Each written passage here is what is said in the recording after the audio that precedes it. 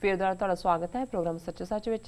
ਜੀ ਡਾਕਟਰ ਸਾਹਿਬ, ਹੁਣ ਅਸੀਂ ਸਵਾਲ ਜਵਾਬ ਦਾ ਸੈਸ਼ਨ ਸ਼ੁਰੂ ਕਰਦੇ ਹਾਂ ਤੇ ਤੁਸੀਂ ਸਾਡੇ ਦਰਸ਼ਕਾਂ ਨੂੰ ਦੱਸੋ ਅੱਜ ਦੇ ਦਿਨ ਦੀ ਕੀ ਇਤਿਹਾਸਕ ਅਹਿਮੀਅਤ ਹੈ। ਇਤਿਹਾਸਕ ਹਵਾਲੇ ਨਾਲ ਅੱਜ ਦੇ ਦਿਨ 1848 ਦੇ ਵਿੱਚ ਦੀਵਾਨ ਮੂਲ ਰਾਜ, ਜਿਹੜਾ ਕਿ ਦੀਵਾਨ ਸਾਵਨਮਲ ਤੇ ਮਹਾਰਾਜਾ ਰਣਜੀਤ ਸਿੰਘ ਦਾ ਬਹੁਤ ਲਾਇਲ ਔਰ ਬਹੁਤ ਬਹਾਦਰ ਯੋਧਾ ਸੀ, ਮੁਲਤਾਨ ਦਾ ਗਵਰਨਰ ਸੀ ਜੀ, ਉਹਦਾ ਲੜਕਾ ਦੀਵਾਨ ਮੂਲ ਰਾਜ ਗਵਰਨਰ ਬਣਿਆ। ਔਰ ਅੰਗਰੇਜ਼ਾਂ ਨੇ ਪਹਿਲੀ ਸਿੱਖ ਅੰਗਰੇਜ਼ ਜੰਗ ਤੋਂ ਬਾਅਦ ਲਾਹੌਰ ਆ ਕੇ ਬਹਿ ਗਏ ਸੀ। 2 ਅਫਸਰ ਉੱਥੇ ਭੇਜੇ ਮੁਲਤਾਨ ਮੂਲ ਰਾਜ ਤੋਂ ਅਸਤੀਫਾ ਲੈਣ ਲਈ ਜਾਂ ਉਹਨੂੰ ਛੱਡਣ ਲਈ, ਇਹ ਕਹਿਣ ਲਈ ਵੀ ਆਪਣਾ ਅਹੁਦਾ ਛੱਡ। ਉਹਨਾਂ ਦੋਨਾਂ ਦਾ ਮਰਡਰ ਕਰ ਦਿੱਤਾ ਸਿੱਖ ਫੌਜੀਆਂ ਨੇ ਜੀ। ਇਹਨਾਂ ਨੇ ਮੁਲਤਾਨ ਤੇ ਚੜ੍ਹਾਈ ਕਰ ਦਿੱਤੀ। ਲੜਿਆ ਬਹੁਤ, ਮੂਲ ਰਾਜ ਬਹਾਦਰ ਸੀ, ਲੇਕਿਨ ਅਖੀਰ ਕਿਲਾ ਖਾਲੀ ਕਰਨਾ ਪਿਆ ਔਰ ਉਹਨੂੰ ਗ੍ਰਿਫਤਾਰ ਕਰ ਲਿਆ। 1850 ਦੇ ਵਿੱਚ ਜਿਹੜਾ ਕਲਕੱਤੇ ਦੇ ਵਿੱਚ ਦੀਵਾਨ ਮੂਲ ਰਾਜ ਦੀ ਮੌਤ ਹੋਈ ਜੀ। ਲੇਕਿਨ ਇਸ ਤੋਂ ਬਾਅਦ ਪੰਜਾਬ ਜਿਹੜਾ ਹੈ ਉਹਨਾਂ ਨੇ 1-2 ਹੋਰ ਲੜਾਈਆਂ ਲੜ ਕੇ, ਚੇਲਿਆਂਵਾਲਾ, ਰਾਮਨਗਰ ਔਰ ਗੁਜਰਾਤ ਦੀ ਲੜਾਈ ਤੋਂ ਬਾਅਦ ਪੰਜਾਬ ਅੰਗਰੇਜ਼ਾਂ ਨੇ ਆਪਣੇ ਪੇਟੇ ਪਾ ਲਏ। ਜੀ 1922 ਦੇ ਵਿੱਚ ਜਿਵੇਂ ਅਸੀਂ ਦੱਸਿਆ ਸੀ ਕਿ ਚਾਬੀਆਂ ਦਾ ਮੋਰਚਾ ਫਤਿਹ ਹੋਇਆ। ਤੋਸ਼ੇਖਾਨੇ ਦੀਆਂ ਚਾਬੀਆਂ ਡਿਸਟ੍ਰਿਕਟ ਐਡਮਿਨਿਸਟ੍ਰੇਸ਼ਨ ਦੇ ਇੱਕ ਨੁਮਾਇੰਦੇ ਨੇ ਆ ਕੇ ਅਕਾਲ ਤਖਤ ਤੇ ਬਾਬਾ ਖੜਕ ਸਿੰਘ ਨੂੰ ਦਿੱਤੀਆਂ, ਜਿਹੜੀਆਂ ਕਿ ਅੰਗਰੇਜ਼ ਲੈ ਗਏ ਸੀ ਜ਼ਬਰਦਸਤੀ। ਔਰ ਗਾਂਧੀ ਨੇ, ਜਿਹੜਾ ਕਿ ਉਦੋਂ ਅਜੇ ਬੜੀ ਮੁੱਢਲੀ ਸਟੇਜ ਤੇ ਸੀ, ਇੰਨਾ ਪਪੂਲਰ ਨਹੀਂ ਸੀ ਹੋਇਆ ਜਿਵੇਂ ਬਾਅਦ 'ਚ ਹੋਇਆ, ਉਹਨੇ ਇੱਕ ਟੈਲੀਗ੍ਰਾਮ ਭੇਜੀ, congratulations, first battle of ਇੰਡੀਆਸ independence one, ਕਿ ਬਹੁਤ ਮੁਬਾਰਕ ਹੋਏ, ਭਾਰਤ ਦੀ ਆਜ਼ਾਦੀ ਦੀ ਪਹਿਲੀ ਜੰਗ ਜਿੱਤੀ ਗਈ ਹੈ। ਹੁਣ ਕਦੇ 1857 ਨੂੰ ਕਹਿੰਦੇ ਨੇ ਫਸਟ ਵਾਰ ਆਫ ਇੰਡੀਪੈਂਡੈਂਸ, ਕਦੇ ਕਿਸੇ ਹੋਰ ਨੂੰ ਬਣਾਉਂਦੇ ਨੇ, ਲੇਕਿਨ ਬਾਅਦ 'ਚ ਕਿਵੇਂ ਸਾਡੇ ਨਾਲ ਧੋਖਾ ਕੀਤਾ ਹੈ, ਕਿਵੇਂ ਇਹ ਸਾਡੀ ਜਿਹੜੀ ਵਿਕਟਰੀ ਸੀ ਨੂੰ ਕਾਂਗਰਸ ਨੇ ਆਪਣੇ ਹੱਕ 'ਚ ਭੁਗਤਾਇਆ ਹੈ, ਨੈਸ਼ਨਲਿਸਟ ਬਣਾ ਦਿੱਤਾ ਹੈ, ਉਹ ਅਸੀਂ ਅਕਸਰ ਜ਼ਿਕਰ ਕਰਦੇ ਰਹਿੰਦੇ।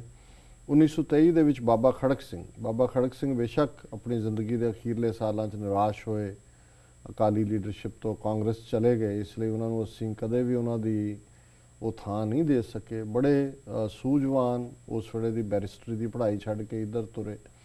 ਡੇਰਾ ਗਾਜ਼ੀ ਖਾਂ ਉਹ ਮੋਰਚੇ ਦੇ ਸਿਲਸਿਲੇ 'ਚ ਕੈਦ ਸਨ 1923 ਦੇ ਵਿੱਚ ਜੀ। ਔਰ ਉੱਥੇ ਉਹਨਾਂ ਨੇ ਜਿਹੜਾ ਜੇਲਰ ਸੀ ਉਹਨੇ ਕਿਹਾ ਜੀ ਤੁਸੀਂ ਸਿਰ ਤੇ ਦਸਤਾਰਾਂ ਨਹੀਂ ਰੱਖ ਸਕਦੇ, ਬੰਨ੍ਹ ਸਕਦੇ। ਹਿੰਦੂ ਵੀ ਸਨ ਕਾਂਗਰਸ ਤੇ, ਮੁਸਲਮਾਨ, ਉਹਨਾਂ ਦੀਆਂ ਵੀ ਟੋਪੀਆਂ ਦੂਜੀਆਂ। ਉਹਨਾਂ ਨੇ ਕਿਹਾ ਜੀ ਜੇ ਦਸਤਾਰ ਨਹੀਂ ਹੈ ਤਾਂ ਮੈਂ ਕੱਪੜਾ ਵੀ ਕੋਈ ਨਹੀਂ ਤਨ ਤੇ ਪਾਉਣਾ, ਕਛਹਿਰਾ ਰੱਖਣਾ ਜੀ। ਸੋ ਹੁਣ ਡੇਰਾ ਗਾਜ਼ੀ ਖਾਂ ਦੀ ਉਸ ਥਾਂ ਦੇ ਉੱਤੇ ਲਗਭਗ 3 ਸਾਲ ਉਹ ਬਿਨਾਂ ਕਿਸੇ ਵੀ ਕੱਪੜੇ ਤੋਂ ਜੇਲ੍ਹ 'ਚ ਰਹੇ। ਜਦੋਂ ਫਿਰ ਮੋਰਚੇ ਫਤਿਹ ਹੋਏ ਉਹਨਾਂ ਨੂੰ ਛੱਡਿਆ ਗਿਆ, ਪਰ ਉਹਨਾਂ ਨੇ ਕਛਹਿਰੇ ਦੇ ਵਿੱਚ ਹੀ ਜਿਹੜਾ ਉਹ ਆਪਣਾ ਉਹ ਜੇਲ੍ਹ ਯਾਤਰਾ ਗੁਜ਼ਾਰੀ।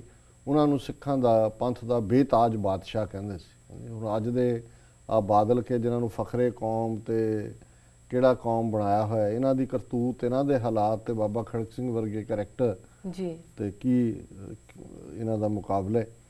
1977 ਦੇ ਵਿੱਚ ਅਕਾਲੀਆਂ ਦਾ ਐਮਰਜੈਂਸੀ ਦੇ ਖਿਲਾਫ ਲਾਇਆ ਮੋਰਚਾ ਅੱਜ ਦੇ ਦਿਨ ਖਤਮ ਹੋਇਆ। ਇੰਦਰਾ ਗਾਂਧੀ ਨੇ ਜਦੋਂ ਉਹਦੀ ਇਲਾਹਾਬਾਦ ਦੀ ਸੀਟ ਨੂੰ ਰਾਜ ਨਾਰਾਇਣ ਨੇ ਚੈਲੰਜ ਕੀਤਾ, ਕੋਰਟ ਨੇ ਡਿਸੀਜਨ ਦਿੱਤਾ, ਉਹਨੇ ਐਮਰਜੈਂਸੀ ਲਾ ਦਿੱਤੀ ਜੀ। 25 ਜੂਨ 1975 ਤੋਂ 21 ਜਨਵਰੀ 1977 ਤੱਕ ਐਮਰਜੈਂਸੀ ਲੱਗੀ ਰਹੀ। ਅਕਾਲੀਆਂ ਨੇ ਮੋਰਚਾ ਲਾਇਆ ਇਹਦੇ ਖਿਲਾਫ। ਲਗਭਗ 43,000 ਦੇ ਕਰੀਬ ਅਕਾਲੀ ਵਲੰਟੀਅਰ ਜੇਲ੍ਹਾਂ 'ਚ ਗਏ ਜੀ। ਔਰ ਅੱਜ ਦੇ ਦਿਨ ਐਮਰਜੈਂਸੀ ਦੇ ਵਿਰੁੱਧ ਮੋਰਚਾ ਖਤਮ ਹੋਇਆ। ਅੱਜ ਦੇ ਦਿਨ ਹੀ 1986 ਦੇ ਵਿੱਚ ਜੱਜ ਮਹੇਸ਼ ਚੰਦ ਨੇ ਭਾਈ ਸਤਵੰਤ ਸਿੰਘ, ਭਾਈ ਕੇਹਰ ਸਿੰਘ ਔਰ ਭਾਈ ਬਲਬੀਰ ਸਿੰਘ, ਇਹਨਾਂ ਤਿੰਨਾਂ ਨੂੰ ਫਾਂਸੀ ਦੀ ਸਜ਼ਾ ਸੁਣਾਈ।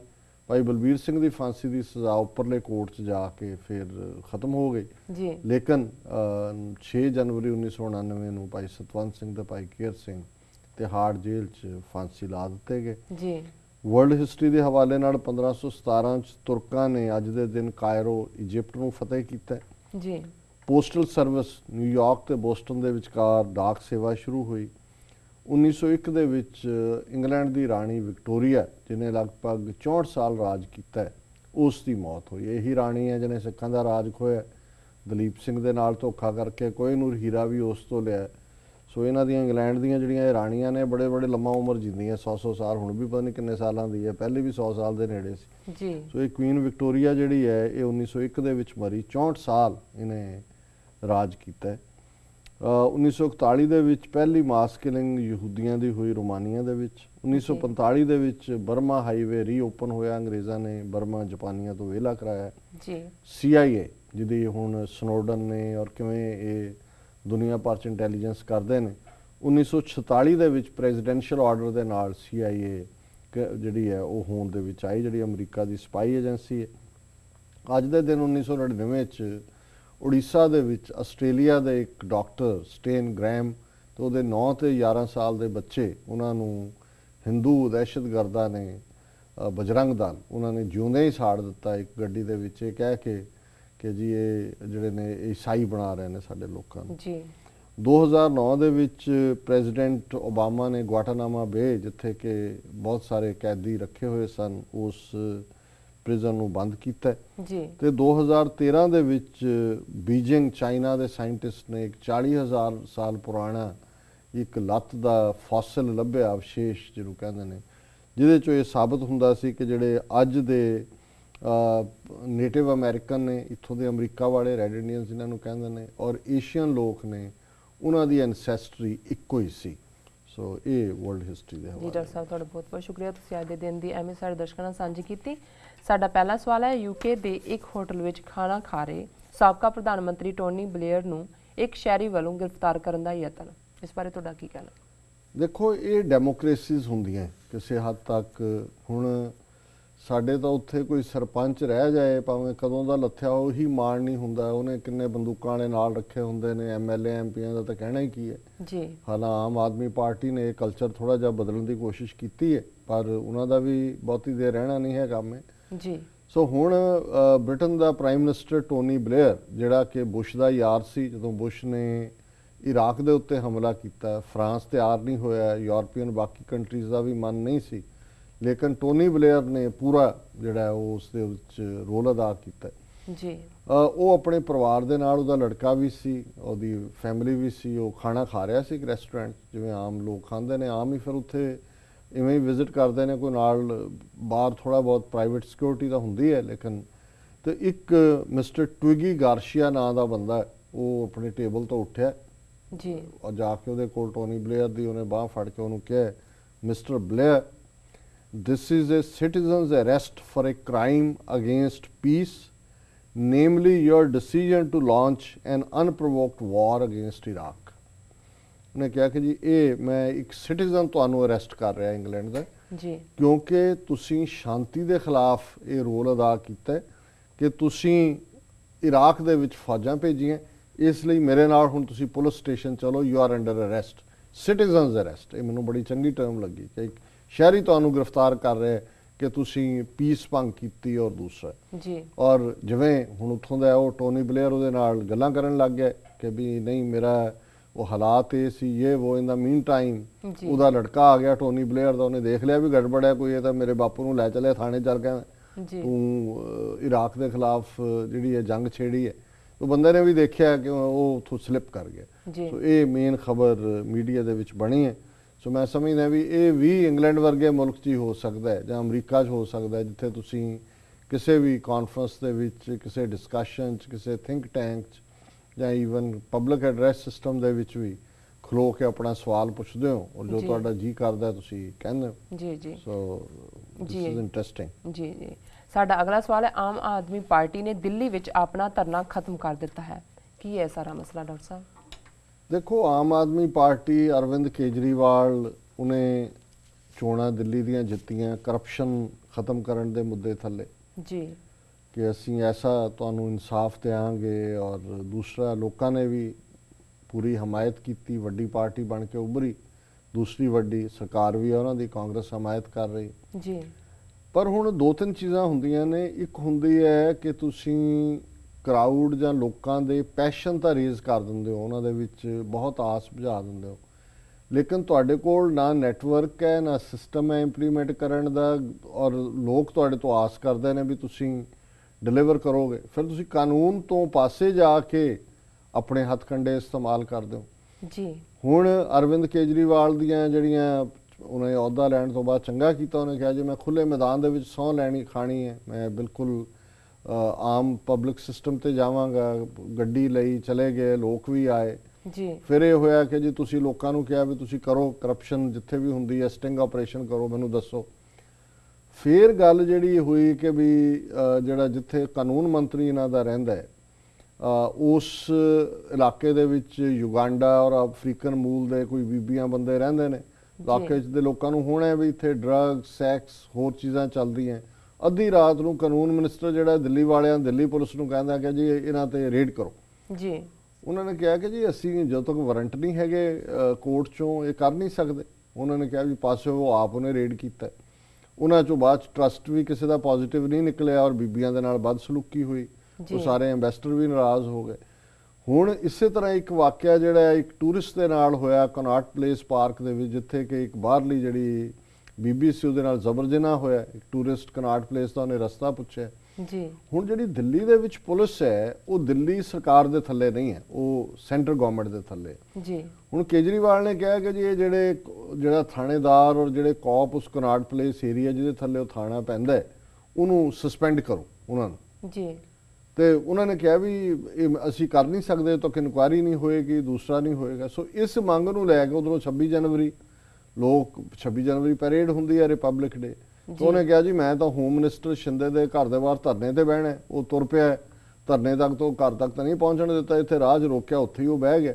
ਸੋ ਕੁੱਲ ਮਿਲਾ ਕੇ ਉਹ ਸਮਝੌਤਾ ਜਿਹਾ ਉਹਨਾਂ ਨੇ ਲੈਫਟੀਨੈਂਟ ਗਵਰਨਰ ਦਿੱਲੀ ਵਾਲੇ ਨੇ ਕਿਹਾ ਜੀ ਠੀਕ ਹੈ ਅਸੀਂ ਉਹਨਾਂ ਨੂੰ ਛੁੱਟੀ ਤੇ ਭੇਜ ਦਿੰਦੇ ਹਾਂ ਉਹਨਾਂ ਨੂੰ ਕੌਪਸ ਨੂੰ, ਔਰ ਇਸ ਤਰ੍ਹਾਂ ਅਦਪਚੱਦੀ ਉਹਨਾਂ ਦੀ ਜਿੱਤ ਅਦਪਚੱਦੀ ਇਹ। ਪਰ ਜਿਸ ਕਿਸਮ ਦਾ ਇਹ ਸਾਰਾ ਕੰਮ ਤੁਰਿਆ ਹੋਇਆ ਹੈ, ਮੈਨੂੰ ਲੱਗਦਾ ਵੀ ਸਾਡੇ ਵੀ ਬੜੇ ਧੜਾ ਆਪ ਪਾਰਟੀ ਦੇ ਜਹਾਜ਼ ਤੇ ਚੜ੍ਹ ਰਹੇ ਸੀ, ਸ਼ਾਇਦ ਉਹਨਾਂ ਨੂੰ ਨਿਰਾਸ਼ਤਾ ਹੋਏ ਕਿਉਂਕਿ ਦਿੱਲੀ ਦੇ ਵਿੱਚ ਵੀ ਇਹ ਜਿਹੜਾ ਬਬਲ ਹੈ ਇਹ ਬਸਟ ਹੋਣਾ ਸ਼ੁਰੂ ਹੋ ਗਿਆ ਜੀ। ਕਿਉਂਕਿ ਜਿਹੜੇ ਉਹਨਾਂ ਦੇ ਬੜੀ ਪੱਕਾ ਸਪੋਰਟ ਬੇਸ ਵਾਲੇ ਵੀ ਸੀ, ਉਹਨਾਂ ਨੇ ਵੀ ਇਹ ਸੋਚਣਾ ਸ਼ੁਰੂ ਕਰ ਦਿੱਤਾ ਵੀ ਹਰ ਰੋਜ਼ ਤੁਸੀਂ ਸਰਕਾਰ ਹੈ ਕਿ ਧਰਨਾ ਮੰਤਰਾਲਾ ਜੀ ਜੀ। ਵੀ ਹੁਣ ਜੇ ਚੀਫ ਮਿਨਿਸਟਰ ਠੀਕ ਹੈ, ਇੱਕ ਐਸੀ ਸਟੇਜ ਹੁੰਦੀ ਹੈ ਵੀ ਤੁਸੀਂ ਧਰਨਿਆਂ ਦੀ ਰਾਜਨੀਤੀ ਤੇ ਆ ਜਾਂਦੇ ਹੋ, ਪਰ ਜਦੋਂ ਤੁਹਾਡੇ ਕੋਲ ਹਕੂਮਤ ਹੈ, ਗਵਰਨਮੈਂਟ ਹੈ, ਲੋਕਾਂ ਨੂੰ ਐਫੀਸ਼ੀਐਂਟ, ਜੇ ਤੁਸੀਂ ਕਿਹਾ ਕਰਪਸ਼ਨ ਫ੍ਰੀ ਅਸੀਂ ਦੇਣੀ ਹੈ, ਬਿਜਲੀ ਪਾਣੀ ਇਹ ਉਹ ਸਾਰੇ ਕੰਮ ਦੇ ਉੱਤੇ ਫੋਕਸ ਕਰੋ।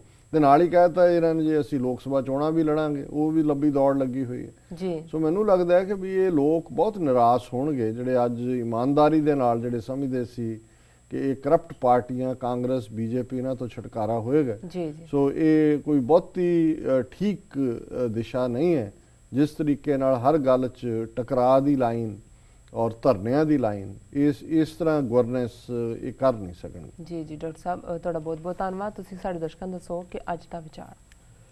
ਅੱਜ ਦੇ ਵਿਚਾਰ ਲਈ ਅਸੀਂ ਬਾਬਾ ਫਰੀਦ ਜੀ ਦੇ ਦੋ ਸ਼ਲੋਕ ਨੰਬਰ 39 ਔਰ 40 ਜੀ ਉਹਨਾਂ ਨੂੰ ਚੁਣੇ। ਔਰ ਜਿਵੇਂ ਬਾਬਾ ਫਰੀਦ ਲਹਿੰਦੇ ਪੰਜਾਬ ਪਾਕਪਟਨ ਦੇ ਵਾਸੀ ਬਾਰ-ਬਾਰ ਉਹ ਜਦੋਂ ਆਪਣੇ ਆਪ ਨੂੰ ਯਾਦ ਕਰਵਾਉਂਦੇ ਨੇ, ਅਸਲ 'ਚ ਸਾਨੂੰ ਯਾਦ ਕਰਵਾਉਂਦੇ ਨੇ ਕਿ ਸਾਨੂੰ ਮੌਤ ਕਿਉਂ ਭੁੱਲ ਜਾਂਦੀ ਹੈ ਜੀ, ਸਾਨੂੰ ਇਹ ਕਿਉਂ ਭੁੱਲ ਜਾਂਦਾ ਹੈ ਕਿ ਲੇਖਾ ਦੇਣਾ ਪੈਣਾ, ਸਾਨੂੰ ਇਹ ਕਿਉਂ ਭੁੱਲ ਜਾਂਦਾ ਹੈ ਕਿ ਅਲਟੀਮੇਟਲੀ ਇਹ ਜ਼ਿੰਦਗੀ ਜਦੋਂ ਮੁੱਕਣੀ ਹੈ ਤੇ ਆਪਣੇ ਕਰਮਾਂ ਦਾ ਹਿਸਾਬ ਕਿਤਾਬ ਹੋਣਾ ਜੀ ਜੀ। ਸੋ ਬਾਬਾ ਫਰੀਦ ਕਹਿੰਦੇ ਨੇ, ਫਰੀਦਾ ਦਰ ਦਰਵਾਜ਼ੇ ਜਾਏ ਕੇ ਕਿਉਂ ਡਿੱਠੋ ਘੜੀਆਲ, ਇਹੋ ਨਿਦੋਸਾ ਮਾਰੀ ਹੈ ਹਮ ਦੋਸਾਂ ਕਾ ਕਿਆ ਹਾਲ ਜੀ। ਹੁਣ ਸਾਡੇ ਘੜੀਆਂ ਬੰਨੀਆਂ ਹੋਈਆਂ, ਹਰ ਸੈਕਿੰਡ ਦਾ ਪਤਾ ਲੱਗਦਾ ਹੈ, ਲੇਕਿਨ ਇੱਦਾਂ ਘੜੀਆਂ ਨਹੀਂ ਸੀ ਹੁੰਦੀਆਂ ਜੀ। ਇਸ ਕਿਸਮ ਦੀ ਘੜੀ ਤਾਂ ਕਿਤੇ 10ਵੀਂ ਪਾਸ ਕਰਕੇ ਅੱਜ ਤੋਂ 30 ਸਾਲ ਪਹਿਲਾਂ ਤੇ ਮਾਪਿਓ ਇਹ ਕਹਿੰਦੇ ਸੀ 10ਵੀਂ 'ਚ ਘੜੀ ਮਿਲੇਗੀ, ਫਿਰ ਉਹ 10ਵੀਂ ਦੀ ਗਰੁੱਪ ਫੋਟੋ ਹੁੰਦੀ ਸੀ ਤੇ ਘੜੀ ਐਂ ਗੁੱਟ ਤੇ ਰੱਖੀ ਹੁੰਦੀ ਸੀ, ਫੋਟੋ 'ਚ ਘੜੀ ਜ਼ਰੂਰ ਆਏ। ਉਹ ਵੀ ਹਰ ਇੱਕ ਨੂੰ ਨਸੀਬ ਨਹੀਂ ਸੀ ਹੁੰਦੀ, ਬਹੁਤੇ ਤਾਂ ਵਿਚਾਰਿਆਂ ਕੋਲ ਜਿਹੜੇ ਵਿਦਿਆਰਥੀ ਪੜ੍ਹਦੇ ਸੀ ਪੈਰਾਂ 'ਚ ਪਾਉਣ ਨੂੰ ਜੁੱਤੀ ਵੀ ਨਹੀਂ ਸੀ ਹੁੰਦੀ ਜੀ। ਸੋ ਲੇਕਿਨ ਜਦੋਂ ਇਹ ਘੜੀ ਜਾਂ ਕਲੌਕ ਸਿਸਟਮ ਨਹੀਂ ਵੀ ਆਇਆ ਸੀ, ਉਸ ਤੋਂ ਵੀ ਪਹਿਲਾਂ ਜਿਹੜਾ ਸਿਸਟਮ ਲੋਕਾਂ ਨੂੰ ਸਮਾਂ ਦੱਸਣ ਦਾ ਸੀ ਕਿ ਜਾਗਣ ਦਾ ਹੈ, ਕੰਮ ਕਿੰਨੀ ਦੇਰ ਕਰਨਾ ਹੈ, ਉਹ ਪੁਰਾਣੀ ਡਿਵੀਜ਼ਨ ਸੀ। ਜਦੋਂ ਅਸੀਂ ਅੱਜ ਵੀ ਅਰਦਾਸ ਅਸੀਂ ਕਹਿੰਦੇ ਹਾਂ ਕਿ 4 ਪਹਿਰ ਦਿਨ ਸੁੱਖਾਂ ਦਾ ਬਤੀਤ ਹੋਇਆ ਹੈ, 4 ਪਹਿਰ ਰਾਤ ਆਈ ਹੈ ਸੁੱਖਾਂ ਦੀ ਬਤੀਤ ਕਰਨੀ ਜੀ। ਸੋ ਦਿਨ ਨੂੰ 8 ਹਿੱਸਿਆਂ ਦੇ ਵਿੱਚ ਵੰਡਿਆ ਹੋਇਆ ਸੀ, ਉਹਨੂੰ ਪਹਿਰ ਕਹਿੰਦੇ ਸੀ। 3 ਘੰਟੇ ਦਾ, ਜੇ ਅੱਜ ਅਸੀਂ 24 ਘੰਟੇ ਮੰਨਦੇ ਹਾਂ ਤੇ 3 ਘੰਟੇ ਦਾ ਇੱਕ ਪਹਿਰ ਹੈ ਜੀ। ਔਰ ਇਸੇ ਤਰ੍ਹਾਂ ਫਿਰ ਪਹਿਰ ਦੇ ਵਿੱਚ ਅੱਗੋਂ ਘੜੀਆਂ ਸੀ। ਘੜੀ ਜਿਹੜੀ ਹੈ ਇੱਕ 24 ਮਿੰਟ ਦੀ ਬਣਦੀ ਹੈ। ਜਦੋਂ ਕਬੀਰ ਸਾਹਿਬ ਕਹਿੰਦੇ ਨੇ ਏਕ ਘੜੀ ਆਧੀ ਘੜੀ ਆਦਿ ਹੂੰ ਫੁਨ ਆਦ, ਸੋ ਇਹ ਜਿਹੜੀ ਗੱਲ ਹੈ ਉਹ 6 ਮਿੰਟ ਦੀ ਗੱਲ ਕਹਿੰਦੇ ਨੇ ਕਿ ਵੀ ਜੇ 6 ਮਿੰਟ ਵੀ ਰੱਬ ਦੇ ਬੰਦਿਆਂ ਨਾਲ ਗੁਫ਼ਤਗੂ ਕਰੋ ਤੇ ਉਸ ਦਾ ਫਾਇਦਾ ਹੋਏਗਾ ਜੀ। ਸੋ ਇਹ ਜਿਹੜੀ ਇੰਡੀਕੇਸ਼ਨ ਹੈ, ਜਦੋਂ ਘੜਿਆਲ ਵੱਡੇ ਵੱਡੇ ਦਰਵਾਜ਼ੇ ਜਿਹੜੇ ਹੁੰਦੇ ਸੀ ਸ਼ਹਿਰਾਂ ਦੇ ਉਹਨਾਂ ਦੇ ਕਿਲਿਆਂ ਦੇ ਥੱਲੇ ਘੜਿਆਲ ਲੱਗੇ ਹੁੰਦੇ ਸੀ ਜਾਂ ਖਾਸ ਚੌਂਕਾਂ ਦੇ ਵਿੱਚ ਹੁੰਦੇ ਸੀ। ਜੀ ਸੋ ਉਹਦੇ ਵਿੱਚ ਜਾ ਕੇ ਜਦੋਂ ਘੜੀ ਬੀਤ ਜਾਂਦੀ ਸੀ ਉਸ ਨੂੰ ਉਹ ਮਾਰਦੇ ਸੀ, ਉੱਤੇ ਚੋਟ ਹੁੰਦੀ ਸੀ ਥੋੜੇ ਦੇ ਨਾਲ, ਟਨ ਹੋ ਰਹੀ ਹੈ, ਮੈਟਲ ਦੀ ਹੁੰਦੀ ਹੈ ਘੜਿਆਲ। ਜੀ ਜੀ ਤੇ ਉਹ ਸਾਰੇ ਲੋਕ ਜਿਹੜੇ ਨੇ ਉਹਨਾਂ ਨੂੰ ਹੁੰਦਾ ਸੀ ਵੀ ਫਿਰ ਜਦੋਂ ਪੈਰ ਬੀਤ ਜਾਂਦਾ ਸੀ ਫਿਰ ਟਨਨ ਟਨਨ ਟਨਨ ਟਨਨ ਫਿਰ ਕਾਫੀ ਹੁੰਦਾ ਸੀ ਵੀ ਇੱਕ ਪੈਰ ਹੋ ਗਿਆ। ਜੀ ਜੀ ਹੁਣ ਇਹ ਇਸ ਲਈ ਮੈਂ ਵੇਰਵਾ ਦਿੱਤਾ ਹੈ ਕਿ ਕਿਉਂਕਿ ਬਾਬਾ ਫਰੀਦ ਨੇ ਇਸ ਅਲੰਕਾਰ ਨੂੰ ਇਸਤੇਮਾਲ ਕੀਤਾ ਹੈ ਜੀ ਕਿ ਵੀ ਫਰੀਦ ਕਹਿੰਦੇ ਨੇ ਫਰੀਦਾ ਦਰ ਦਰਵਾਜ਼ਾ ਜਾਏ ਕਿ ਤੂੰ ਨਿਰੰਕਾਰ ਦੇ ਦਰਵਾਜ਼ੇ ਤੇ ਪਹੁੰਚਿਆ ਤੇ ਕੀ ਹੈ, ਕਿਉਂ ਡਿੱਠੋ ਘੜਿਆਲ, ਤੂੰ ਘੜਿਆਲ ਨਹੀਂ ਦੇਖਿਆ ਉਹ ਜਿਹੜਾ ਵੱਡੀ ਹੈ ਜਿਹਦੇ ਤੇ ਉਸ ਚੋਟ ਪੈਂਦੀ ਹੈ। ਜੀ ਇਹ ਨਿਦੋਸਾ ਮਾਰੀ ਹੈ ਵੀ ਇਹਨੇ ਤਾਂ ਵਿਚਾਰੇ ਨੇ ਕੁਝ ਨਹੀਂ ਵਿਗਾੜਿਆ, ਇਹਨੂੰ ਹਰ ਘੜੀ ਤੋਂ ਬਾਅਦ ਇਹਨੂੰ ਕੁੱਟ ਪੈ ਰਹੀ ਹੈ, ਇਹਦੇ ਉੱਤੇ ਥੋੜਾ ਠੋਕਿਆ ਜਾ ਰਿਹਾ। ਜੀ ਹਮ ਦੋਸਾਂ ਕਾ ਕਿਆ ਹਾਲ, ਜੇ ਇਹ ਨਿਰਦੋਸ਼ਾ ਵਿਚਾਰਾ ਹਰ ਘੜੀ ਕੁੱਟਿਆ ਜਾ ਰਿਹਾ, 24 ਘੰਟੇ ਕੁੱਟ ਪੈਂਦੀ ਹੈ ਇਹਨੂੰ, ਜੀ ਜੀ ਤੇ ਤੂੰ ਜਿਹੜਾ ਗੁਨਾਹਗਾਰ ਹੈ ਤੂੰ ਇਹ ਦੇਖ ਕੇ ਰੱਬ ਦੀ ਦਰਗਾਹ 'ਚ ਤੇਰਾ ਕੀ ਹਾਲ ਹੋਏਗਾ। ਜੀ ਤੇ ਦੂਸਰੇ ਸ਼ਲੋਕ 'ਚ ਉਹਨਾਂ ਨੇ ਇਸੇ ਨੂੰ ਹੀ ਕੰਟੀਨਿਊ ਕੀਤਾ ਥਾਟ ਨੂੰ, ਘੜੀਐ ਮਾਰੀਐ ਪਹਿਰੀ ਲਹਿ ਸਜਾਏ, ਸੋ ਹੇੜਾ ਘੜਿਆਲ ਜਿਉ ਦੁਖੀ ਰਹਿਣ ਵਿਹਾਏ। ਕਿ ਹਰ ਘੜੀ ਬਾਅਦ ਤਾਂ ਉਹਨੂੰ ਚੋਟ ਪੈਂਦੀ ਹੈ, ਇੱਕ ਚੋਟ ਵੱਜਦੀ ਹੈ, ਇੱਕ ਟਨ ਇੱਕ ਘੜੀ। ਜੀ ਪੈਰੀ ਲੈਸ ਜਦੋਂ ਇੱਕ ਪੈਰ ਪੂਰਾ ਹੋ ਜਾਂਦਾ ਹੈ ਫਿਰ ਬਹੁਤ ਸਾਰੀਆਂ ਚੋਟਾਂ ਪੈਂਦੀਆਂ, ਫਿਰ ਤਾਂ ਸਜ਼ਾ ਵਾਂਗ ਬਹੁਤ ਕੁੱਟ ਪੈਂਦੀ ਹੈ ਇਹਨੂੰ। ਜੀ ਘੜੀਐ ਮਾਰੀਐ ਪਹਿਰੀ ਲਹਿ ਸਜਾਏ, ਸੋ ਹੇੜਾ ਘੜਿਆਲ ਜਿਉ ਦੁਖੀ ਰਹਿਣ ਵਿਹਾਏ। ਇਹ ਜਿਹੜਾ ਮੇਰਾ ਸਰੀਰ ਹੈ, ਹੇੜਾ ਹੈ, ਇਹ ਵੀ ਘੜਿਆਲ ਵਾਂਗ ਹੈ, ਕੁੱਟ ਖਾ ਰਿਹਾ ਜੀ ਔਰ ਵਿਛੋੜੇ ਦੀ ਪੀੜ ਦੇ ਵਿੱਚ ਉਹ ਆਪਣੇ ਆਪ ਨੂੰ ਸਾੜ ਰਿਹਾ ਹੈ, ਆਪਣੇ ਆਪ ਨੂੰ ਖਵਾਰ ਕਰ ਰਿਹਾ ਹੈ।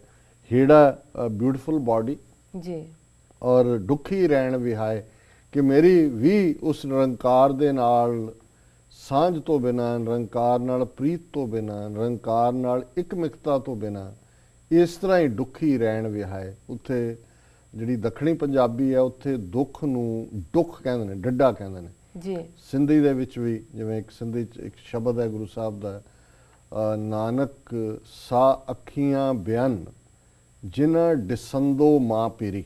ਦਸੰਦੋ ਨਹੀਂ, ਡਿਸੰਦੋ ਡੱਡਾ, ਕਿ ਉਹ ਅੱਖਾਂ ਹੀ ਹੋਰ ਹੁੰਦੀਆਂ ਨੇ ਜਿਨ੍ਹਾਂ ਨਾਲ ਪਿਆਰੇ ਨੂੰ ਰੱਬ ਨੂੰ ਦੇਖਿਆ ਜਾਂਦਾ ਹੈ।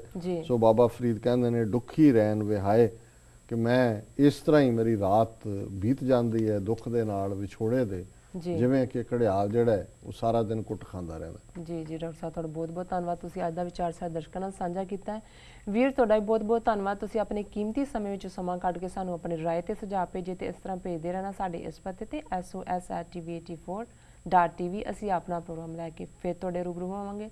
ਤਦ ਤੱਕ ਦੇਖਦੇ ਰਹੋ TV84 ਤੇ ਸਾਨੂੰ ਇਜਾਜ਼ਤ ਦਿਓ। ਵਾਹਿਗੁਰੂ ਜੀ ਕਾ ਖਾਲਸਾ, ਵਾਹਿਗੁਰੂ ਜੀ ਕੀ ਫਤਿਹ।